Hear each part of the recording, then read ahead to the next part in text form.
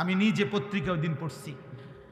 গত 1 বছরে লিখছে পত্রিকার রিপোর্টে, গত 1 বছরে বাংলাদেশে 24 এবং 25 সালে এই 1 বছরের ব্যবধানে বিগত 10 বছরের চাইতেও বেশি HIV আক্রান্ত রোগী, মানে এইডস আক্রান্ত রোগী 10 বছরের চাইতে বাংলাদেশে বেশি বেড়ে গেছে।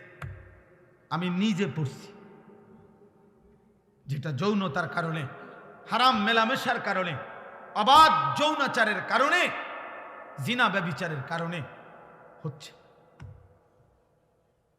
এবং সেখানে উনি লেখছে, রিপোর্টার, যে উনি প্রায় 11টা হসপিটালের বর্তমান রোগী যারা চিকিৎসাধীন এইডস আক্রান্ত, তাদের রিপোর্ট দিয়ে বলছে এর মধ্যে বেশি অংশ, উনি বলছেন রিপোর্টার, কিশোর, 16-18 বছরের ছেলে মেয়ে।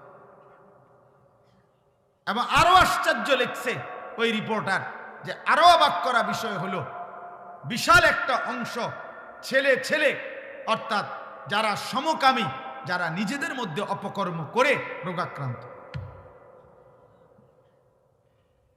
তার মানে নারী দেখতে দেখতে, মোবাইলে সারা রাত উলঙ্গ ছবি দেখতে দেখতে এই কুত্তার মতো হয়ে যায়। এইবার আর তার যৌন চাহিদা পূরণের জন্য এই জানোয়ার যেখানে যা পায় সেখানেই ধরে ফেলে।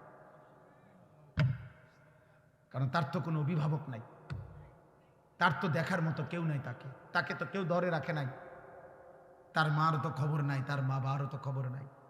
বাবার চোখের সামনেই তো তার চুল মুশরিকের মতো, বাবার চোখের সামনেই তো তার সন্তান 365 দিনে কোনো দিন ফজরের নামাজ পড়ে নাই।